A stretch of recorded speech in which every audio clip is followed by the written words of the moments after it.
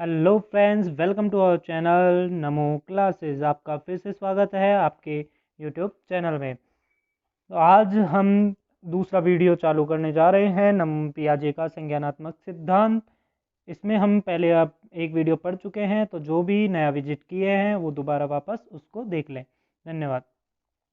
तो ये पियाजे की हमने देख ली। पहले का जो हमने कल पढ़ा था, एक बार हम रिवाइज सेशन करेंगे, उसके बाद हम इसको पढ़ना स्टार्ट करेंगे। पियाजे एक जीव वैज्ञानिक, दार्शनिक, मनोवैज्ञानिक है। उन्होंने अनुकूलन की प्रक्रिया को समझा। ये बाल मनोविज्ञान के जनक भी कहे जाते हैं। बिल्कुल। इन्होंने कहा कि बच्चे नन्हे मनोवैज्ञानिक है, विकास स्तर में चलता है। सीखने की तत्परता इन्होंने दी है, थॉर्नडाइक से अलग है ये। 4 फैक्टर्स इन्होंने दिए है: परिपक्वता, अनुभव, सामाजिक संप्रेषण और संतुलन। फिर उन्होंने कॉन्सेप्ट दिया, फिर विचार, पहले विचार आएगा, फिर भाषा। पहले बच्चा 2 साल तक का केवल विचारों को कॉन्सेप्ट करेगा, फिर वो बोलना लगेगा। डेवलपमेंट टू लर्निंग, अर्थात उनकी जो अवस्थाएं होती है और वो अवस्था के अनुसार ही उसका अधिगम होगा। वो वही चीज़ सीखेगा जो उसकी अवस्था में मैच्योरिटी होगी। फिर है बुक, इन्होंने लिखी है book the moral judgement of the psychology, और इसी के आधार पे कोलबर्ग ने अपना नैतिक विकास सिद्धांत दिया है। संज्ञानात्मक विकास सिद्धांत, नैतिक विकास सिद्धांत, इन्होंने दोनों सिद्धांत दिए हैं। संरचनावाद क्या होता है, ये पूरा जो सिद्धांत है इसी पे टिका हुआ है। तो ये बालक इसमें ज्ञान का निर्माण स्वयं करता है और वह स्वयं की भाषा में संपत्ति का निर्माण करता है। एनसीएफ 2005 भी ये इम्पोर्टेंट है। मैं जल्दी इसलिए बोल रहा हूँ क्योंकि ये हम पहले वीडियो में पढ़ चुके हैं, तो आप ज़्यादा बोर भी नहीं हो, आपका ज़्यादा समय खराब भी नहीं हो। जल्दी से जल्दी इसको रिवाइज हम कर लेते हैं। फिर हैं अवस्थाएं, हम पढ़ेंगे संज्ञानात्मक। इस पिछली वीडियो में हम अवस्थाएं पढ़ चुके थे। अब अवस्थाओं में क्या क्या क्वालिटी होती है उसको हम अब वापस पढ़ेंगे, सॉरी इसके लिए। फिर है लास्ट, इंद्रिय जनित गामक अवस्था। इंद्रिय जनित गामक अवस्था 0 से 2 वर्ष होती है। पूर्व संक्रियात्मक अवस्था ये है। मूर्त संक्रियात्मक अवस्था 7 से 11, और अमूर्त संक्रियात्मक अवस्था 11 से 13। फिर की कौन सा आपने देखे थे, स्कीमास क्या होता है, स्कीम्स क्या होते हैं, आपने पढ़ा था। हाँ, विकेंद्रीकरण आज हम पढ़ेंगे, केंद्रीकरण आज हम पढ़ेंगे, अनुकूलन क्या होता है, अहम केंद्रित क्या होता है, संतुलन क्या होता है, जीववाद क्या होता है, समायोजन क्या होता है, संरक्षण क्या होता है, वस्तु स्थायित्व, लक्ष्य निर्देशित समायोजन हम पहले पढ़ चुके हैं अडेप्टेशन एंड एसिमिलेशन में। तो अब हम ये अवस्थाओं के अनुसार पढ़ेंगे। तो अब हम इसके अनुसार यहाँ पे हम पढ़ चुके थे कल एसिमिलेशन क्या होता है और इक्विलिब्रियम क्या होता है, डिसइक्विलिब्रियम और अकोमोडेशन क्या होते हैं, ये हम प्रक्रिया कल पढ़ चुके थे। तो आज से अब नया वीडियो स्टार्ट होने जा रहा है, तो आप ध्यान से सुनिएगा। धन्यवाद। तो पहली अवस्था आती है इंद्रिय जनित गामक अवस्था। इंद्रिय जनित गामक अवस्था में क्या होता है, पहले संवेदना ही शिक्षक होती है। इन्होंने पियाजे ने कहा है कि बच्चा जो 0 से 2 वर्ष का होता है वो संवेदनाओं से सीखता है, अर्थात वो आँख से सीखता है, वो कान से सीखता है, वो नाक से सीखता है। जो उसकी संवेदनाएं होती है, संवेदी इंद्रियां होती है, उन्हीं से वो सीखता है। रिफ्लेक्स एक्टिविटीज, रिफ्लेक्स एक्टिविटीज मतलब कि वो चूषण की क्रिया करता है, अंगूठा चूसता रहता है हमेशा। या जैसे कि अगर हम उसके हाथ में हाथ रखेंगे तो वो ग्रास्प कर लेगा, वो पकड़ने की वो रूटिंग जो होती है उसकी, गालों पे हाथ लगाने के बाद वो एकदम से चमक जाता है। तो वो जो रिफ्लेक्स अनैच्छिक क्रियाएं होती है वो इसी अवस्था में होती है, 0 से 2 वर्ष में। फिर अनुकरण के द्वारा सीखता है, बच्चा इमिटेट करता है। बच्चा कोई भी उसके परिवार में कोई भी होगा वो तभी सीखेगा जो क्रिया वो परिवार वालों से देखेगा। इसलिए कई बार हम कहते हैं कि माता पिताओं को बच्चों के सामने नहीं लड़ना चाहिए। क्यों नहीं लड़ना चाहिए? क्योंकि वो लड़ाई सीख जाएगा, क्योंकि वो इमिटेट ही तो करता है बच्चा, और कहाँ से सीखेगा। इसलिए ही हम कहते हैं परिवार, जैसे कि बालक का जो परिवार है वो प्रथम परिवार है, सॉरी प्रथम विद्यालय परिवार ही होता है, क्योंकि वो वहीं से सीखता है अनुकरण के द्वारा। हाँ, इम्पोर्टेंट है यहाँ वस्तु स्थायित्व और लक्ष्य निर्देशित व्यवहार, बहुत इंपॉर्टेंट है क्योंकि ये तो सबको आता है। लेकिन यहाँ कन्फ्यूजन हो जाते हैं, कई सोचते हैं वस्तु स्थायित्व दूसरी अवस्था में आता है, कई सोचते हैं कि गोल ओरिएंटेड बिहेवियर जो लक्ष्य निर्देशित व्यवहार है ये दूसरी अवस्था में, पहली में नहीं है। ध्यान देखिए, यहाँ ये पहली अवस्था में ही आते हैं। वस्तु स्थायित्व क्या होती है हम यहाँ समझते हैं। वस्तु स्थायित्व होती है अर्थात कि बच्चे के सामने अगर कोई भी हम खिलौना देंगे और अगर वो खिलौना से खेल रहा है और हम उससे खिलौना वापस ले लेंगे तो वो रोएगा नहीं। लगभग ये हम मानते हैं 12 महीने, तो वो 12 महीने तक रोएगा नहीं। उस क्योंकि अगर हमने खिलौना ले लिया तो उसके सामने ये है कि खिलौना हट गया, ख़त्म हो गया, अब वो उसके सामने एग्जिस्ट करता ही नहीं है। तो ये है 12। लेकिन जब 18 महीने, लगभग 16 17 18 महीने का जब होता है तो बालक के मन में वो आ जाता है कि जो भी चीज़ है वो एग्जिस्ट करती है। मतलब अगर आप खिलौना उससे लोगे तो वो रोने लग जाएगा। यही बस यही है, वस्तु का जो है वो स्थायी, उसके माइंड में स्थायी बनने लग जाएगी। लक्ष्य निर्देशित व्यवहार, लक्ष्य निर्देशित व्यवहार को आप पढ़ेंगे, कई बार आपने देखा होगा। आप जो 2 साल से थोड़ा कम जो बालक है उसको आप एक बॉल फेंकते हो इधर से कि जाओ बेटे बॉल लेके आओ, वो बालक इधर जाता है। फिर कहते हो कि जाओ बेटे बॉल लेके आओ, इधर आप फेंक देते हो, फिर वो बालक इधर जाता है। फिर बॉल इधर फेंक देते हो, फिर बालक इधर जाता है। तो ये क्या कर रहा है, ये जो अवस्था है यही है गोल ओरिएंटेड बिहेवियर, लक्ष्य निर्देशित व्यवहार, यही तो है। आज अगर आप किसी बच्चे को ऐसे बोलोगे तो वो नहीं जाएगा, क्योंकि वो अब खत्म हो चुका है। लक्ष्य निर्देशित व्यवहार इस अवस्था में ही रहता है। अब हम पढ़ते हैं दूसरी अवस्था है जिसमें कहती है पूर्व संक्रियात्मक अवस्था। अब इसकी विशेषताएं क्या है पूर्व संक्रियात्मक अवस्था की? इसमें भाषा का विकास होता है। ये बाल्यावस्था जो कि पूर्व बाल्यावस्था हम कहें और अर्ली चाइल्डहुड, तो ये 2 से 7 वर्ष तक रहता है। तो यहाँ जो बच्चा भाषा सीखेगा 0 से 2 वर्ष में, तो वो क्रियाएं सीख रहा है, वो कैसे कर रहा है, क्या सीख रहा है, और विचार कर रहा है।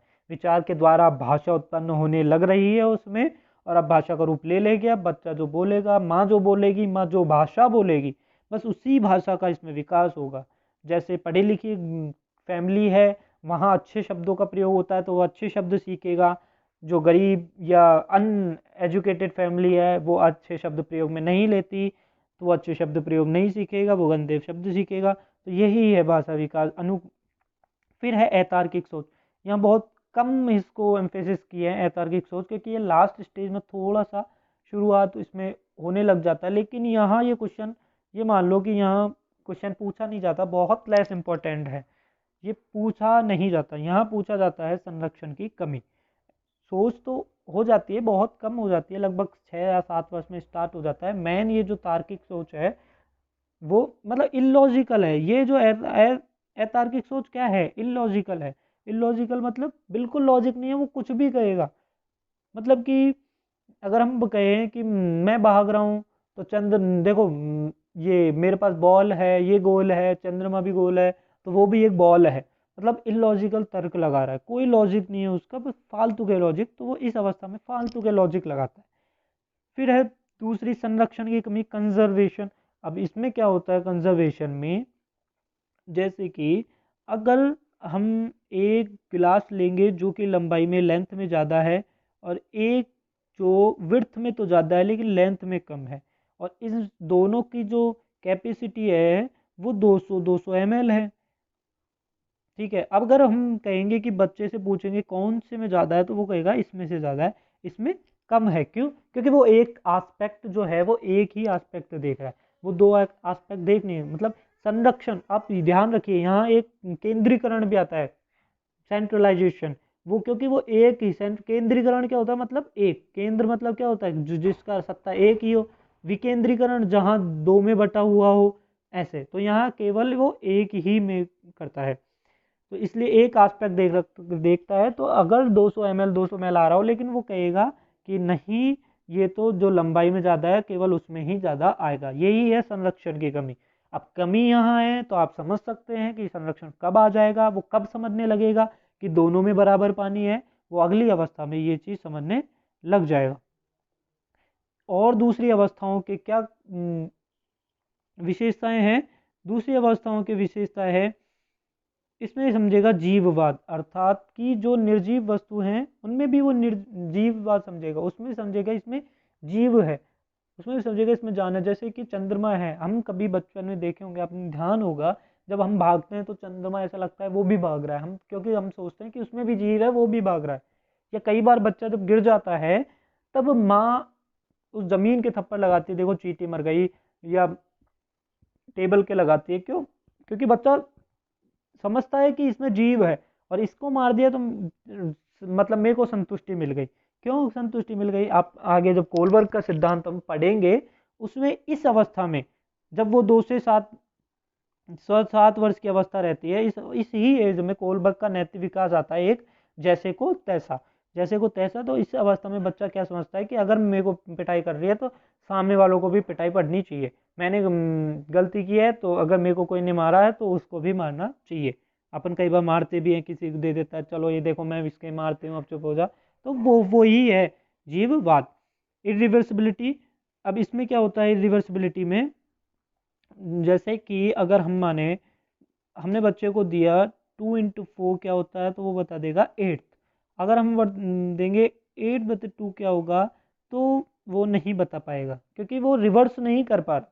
वो ये चीज़ कॉन्सेप्ट समझ गया, लेकिन ये कॉन्सेप्ट वो नहीं कर सकता वो, क्योंकि वो रिवर्स नहीं कर पा रहा। जैसे कि एक बालक है यहाँ है और ये विद्यालय है, हम उसको ले गए, ये ले गए, ठीक है। अगर बच्चा यहाँ पहुँच गया तो लेकिन उसको ये रिवर्स वाला रास्ता है, यहाँ से घर से तो वो विद्यालय आ जाएगा, लेकिन जब विद्यालय से घर जाएगा तो उसको ये रास्ता नहीं समझ में आएगा। तो यही है रिवर्सिबिलिटी, वो रिवर्स नहीं आ सकता। तो रिवर्स कब आएगा आप समझ सकते हो, अगली अवस्था में उसके रिवर्सिबिलिटी आ जाएगी।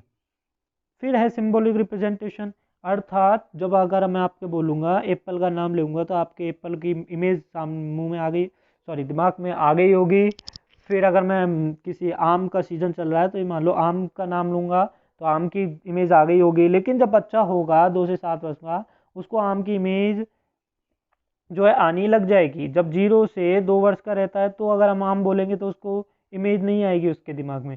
अगर अब जब 2 से 7 वर्ष में हम उसको बोलेंगे तो अब उसके इमेज जो जो हम बोलेंगे, देखो तुम्हारी मम्मी, तो उसके माइंड में मम्मी का इमेज आ जाएगी। देखो तुम्हारे पापा, तो वो पापा की इमेज आ जाएगी। तो यही है, सिंबल जो है वो रिप्रेजेंट होने लग जाते हैं उसके माइंड में। फिर है केंद्रीकरण। केंद्रीकरण हमने समझा था, वो एक एस्पेक्ट को ही देखता है, एक एस्पेक्ट को देखता है, अर्थात ये जो चीज़ है तो ये केवल लेंथ को देखेगा या वो केवल विड्थ को देखेगा। अगर हम दे देते हैं 10 रुपये का ये नोट है और अगर 10 सिक्के हैं तो उसको ज़्यादा कौन से लगेंगे, 10 सिक्के लगेंगे। क्यों लगेंगे? क्योंकि वो एक ही एस्पेक्ट देख पा रहा है, वो देख रहा है कि इसमें क्वांटिटी ज़्यादा है तो बस मेरे लिए यही ज़्यादा है, वो ज़्यादा कॉन्सेप्ट नहीं देख पाता। तो यही है केंद्रीकरण। फिर आता है अहम केंद्री, ईगो सेंट्रिक, अर्थात जब 2 से 7 वर्ष का बालक होगा आप उसके पास जाना, वो वही काम करेगा जो उसको अच्छा लगता होगा। वो यही दूसरे का पर्सपेक्टिव नहीं समझेगा, वो आपकी बात भी नहीं मानेगा। बस वो ये देखता है कि दूसरे जो कर रहे हैं वो मेरे लिए कर रहे हैं, मैं खुद को बीच में लेके, खुद को केंद्र में लेकर ही वो काम करता है। तो वही है अहम केंद्रित।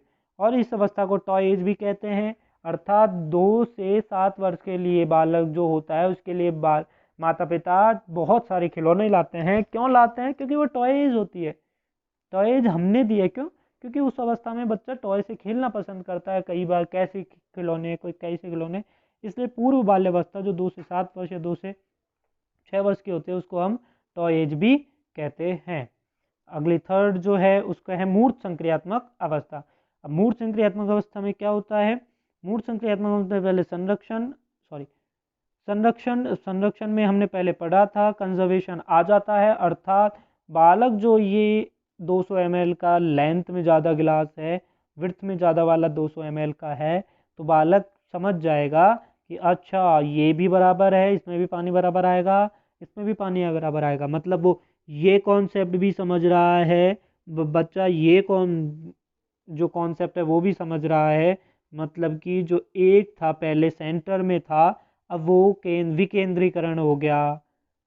देखिए अपनी राज्य व्यवस्था में भी होता है, एक केंद्र है और दो जैसे राज्य हैं, ये राज्य हैं, तो क्योंकि अलग अलग कॉन्सेप्ट है ना ये, तो ये विकेंद्रीकरण ही तो है, अपने यहाँ पे भी व्यवस्था विकेंद्रीकरण। तो बस यही तो है, वो ये इसका भी कॉन्सेप्ट देख पा रहा है, गिलास का जो लेंथ में ज़्यादा है, जो विड्थ में ज़्यादा है उसका भी कॉन्सेप्ट देखने पा रहा है। तो बस यही तो है संरक्षण, यही तो है विकेंद्रीकरण, ये भी ये है, ये भी यही है, बस सिंपल। वर्गीकरण क्या होता है? वर्गीकरण अर्थात आप बच्चे को देंगे कि 2 पेंसिल दे दीजिए, आप 2 पेन दे दो, आप 2 कलर पेन दे दो। अब बच्चा क्या करेगा? मूर्त संक्रियात्मक में अगर है तो कह देगा, या वो अलग से विभाजित कर देगा इनको कि ये तो 2 पेंसिल है, ये 2 कलर पेन है, ये 2 पेन है। अगर हम इससे पहले वाली एज में उनको देंगे तो वो वर्गीकरण नहीं कर पाएगा, वो तो सारा उनको, क्योंकि वो एक ही लगता है उनको, क्योंकि पेंसिल भी सेम होती है, पेन भी सेम साइज का होता है, तो उसको लगेगा सेम है, लेकिन इस अवस्था में वो वर्गीकरण कर पाएगा। फिर है रिवर्सिबिलिटी। रिवर्सिबिलिटी अब बताया कि जो बच्चा स्कूल है और बच्चा है वो वापस भी जा सकता है, वापस भी आ सकता है, और वो 2 × 4 जब 8 करेंगे तो अब वो बच्चा 8 × 2 जब हम करेंगे बटे, तो वो 4 कर देगा, ये अवस्था उसमें आ जाएगी। तो यही है रिवर्सिबिलिटी। फिर मूर्त चिंतन। मूर्त चिंतन अर्थात उसके सामने जो हम अगर रखेंगे, जो बात रखेंगे वो उसमें चिंतन कर सकता है। अगर उसके सामने हम बोलेंगे ए बड़ा है बी से और बी बड़ा है सी से, सॉरी सी से या डी से, तो ए किससे बड़ा है, तो ए बड़ा है डी से, ऐसा वो समझ जाएगा। लेकिन अगर हम उससे इस समय क्वेश्चन पूछेंगे कि बताइए सुरेश की माँ, जो कि उनकी माँ और माँ की बेटी आपकी क्या लगेगी, तो ये नहीं कर पाएगा, क्योंकि अमूर्त है ही नहीं, वो विचार, वो परिकल्पना निगमनात्मक नहीं कर सकता, ऐसा तर्क नहीं। उसके सामने जो है वही लगा सकता है। जैसे कि इसमें उसने तर्क लगाया, यहाँ विड्थ में और लेंथ में ज़्यादा गिलास थे तो वहाँ यहाँ तर्क लगा रहा था, यहाँ भी तर्क लगा रहा था, उसके बाद 10 के नोट थे और 10 सिक्के थे, तो वो यहाँ क्योंकि उनके सामने है और सामने है तो वो तर्क लगाएगा, तो यहाँ तर्क लगा रहा है, यहाँ तर्क लगा रहा है। तो देखो ये सारे एक बार जुड़े हुए हैं, ये केंद्रीकरण जुड़ा हुआ है, मूर्त चिंतन जुड़ा हुआ है, संरक्षण एकदम जुड़ा हुआ है, सारी चीजें जो है कहीं ना कहीं एक ना एकदम से जुड़ा हुआ है। वर्गीकरण कैसे जुड़ा हुआ है, क्योंकि उसके सामने है, उसके सामने अगर है तो वो सोच सकता है, उसके सामने पेन है, उसके सामने पेंसिल है, अब सामने है मूर्त है, तो वो चिंता कर सकता है, चिंतन कर सकता है, तो उनको वर्गीकरण भी कर सकता है, उनका संरक्षण भी कर सकता है, वो रिवर्स भी कर सकता है, क्योंकि वो अगर उस वो अगर मूड चिंतन अगर हम 2 × 4 कर रहे हैं, उसको दिखा रहे हैं, तो वो इसमें चिंतन तो कर सकता है ना, उसको हम दिखा रहे हैं, तो ये सारी देखेंगे आप एक साथ जुड़ी हुई है, तो इसमें कोई प्रॉब्लम नहीं है। एक और है सैरिशन, क्रमबद्धता। क्रमबद्धता क्या होती है, सॉरी, क्रमबद्धता होती है असेंडिंग ऑर्डर। जैसे कि अगर हम बालक को देंगे 12 संख्या देंगे, 20 की संख्या देंगे, 38 की संख्या देंगे, 44, तो वो अब यहाँ से असेंडिंग ऑर्डर में जमा सकता है, डिसेंडिंग ऑर्डर में जमा सकता है। लेकिन इससे पहले की अवस्था में हम उसको संख्याएं देंगे या उसका ऐसे कुछ देंगे कि इनको जमाना है, या कोई ऐसा बड़ा दे दिया, फिर उससे बड़ा दे दिया, उससे बड़ा दे दिया, ऐसा कुछ कॉन्सेप्ट उसको देंगे, तो ऐसे नहीं जमा पाएगा कि छोटा बड़ा बड़ा, वो उल्टा सीधा जमाएगा। लेकिन इस अवस्था में क्रमबद्धता आ जाती है, इसलिए वो ये जमा पाएगा। फिर है फोर्थ, अमूर्त संक्रियात्मक अवस्था। अमूर्त संक्रियात्मक अवस्था में क्या होता है, इसमें बालक अमूर्त चिंतन की अवस्था होती है, अर्थात अब वो कि उसके सामने अगर कुछ सामान हम देंगे नहीं, उसके सामने अगर मूर्त रूप से नहीं होगा, तो भी वो चिंतन कर पाएगा। जैसे कि अभी अब जैसे कि बोला कि राम, राम की बहन, बहन का पति, पति के वो पिता हैं जो आपके क्या लगेंगे, इस प्रकार से जो बिना मूर्त के वो चिंतन कर सकता है, तो ऐसा ही है। इसको अमूर्त चिंतन की अवस्था, इसको हम बोलेंगे निगमनात्मक तक, वो निगमन तर्क कर सकता है।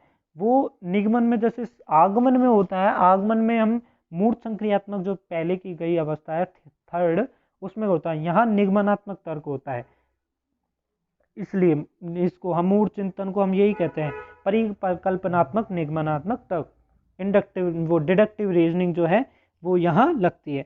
बेस्ट कम्युनिकेशन, अर्थात बेस्ट कम्युनिकेशन, तो यहाँ बेस्ट अच्छे कम्युनिकेशन कर सकता है, बालक का विकास होता है भाषा का, वो और अच्छे से बात करने लगता है, आप देखेंगे। तो यहाँ जो बच्चा पढ़ेगा, यहाँ जो बच्चा पुस्तकें पढ़ेगा, उसके बहुत अच्छे से कम्युनिकेशन करने की उसमें क्षमता भी आएगी, और यहीं से वो सीखता है।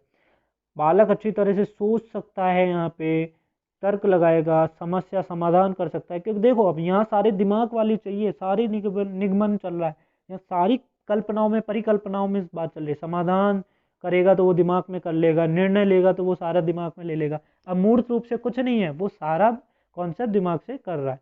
और है सृजनात्मक चिंतन। अब सृजनात्मक आप अगर चिंतन करोगे, कैसे करोगे, बस माइंड में ही तो करोगे, कोई मूर्त थोड़ी है। सृजनात्मक चिंतन है, और चिंतन तो या जब तर्क आएगा अमूर्त रूप से ही तो होता है चिंतन, और जब चिंतन अमूर्त रूप से होगा तो ये लो इसी अवस्था में होगा। और ये ध्यान रखने वाली बात है, सिंपल क्वेश्चन आता है, प्रतिभाशाली बालकों में तो होता है अभिसारी चिंतन, और जो सृजनात्मक बालक होते हैं वो डाइवर्जेंट थिंकिंग करते हैं, वो अपसारी चिंतन करते हैं। और ये जो होती है ये किशोरावस्था, क्योंकि किशोरावस्था की एज शुरू हो जाती है 11 से 13 में, तो ये किशोरावस्था का हम इसको क्वालिटी हम बता सकते हैं। चलो, आशा करता हूँ आपको ये पसंद आया होगा। अभी रुकिए, कुछ क्वेश्चन दिए हैं उनको आप सॉल्व कीजिएगा। ये कुछ समझिएगा, इसको एक बार देखिए। इसमें ये केवल देख रहा है, इसमें केवल एक कॉन्सेप्ट को समझ रहा है, इसमें दोनों को मूर्त रूप से सोच रहा है कि और समझ गया है कि इसमें भी बराबर है, इसमें बराबर है, और यहाँ इसके सामने मूर्त नहीं है, यहाँ ये दिमाग से सोच रहा है। तो यही है कॉग्निटिव इसका फोर्थ स्टेज का। चलिए अब क्वेश्चन शैक्षिक मैथ, सॉरी शैक्षिक मैथ तो इम्पोर्टेंट है इसका सबसे ज़्यादा, कि आप जब बच्चे को पढ़ाएंगे तो क्या सोचेंगे। तो कंस्ट्रक्टिविस्ट में क्या कहते हैं, ज्ञान का निर्माण बच्चा खुद करेगा, जो भी वो उसको करने देते हैं।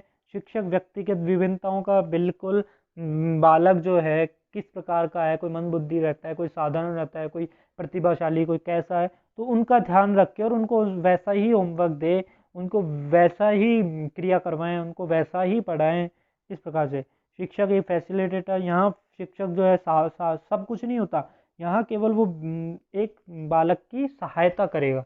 यही है शिक्षक एक फैसिलिटेटर की भूमिका, जो सुविधादाता है वो। एनसीएफ ने कहा है, ये बात एनसीएफ के पूछ लेता है, एनसीएफ के अनुसार शिक्षक की क्या भूमिका है। शिक्षक एक फैसिलिटेटर, सुविधादाता होता है।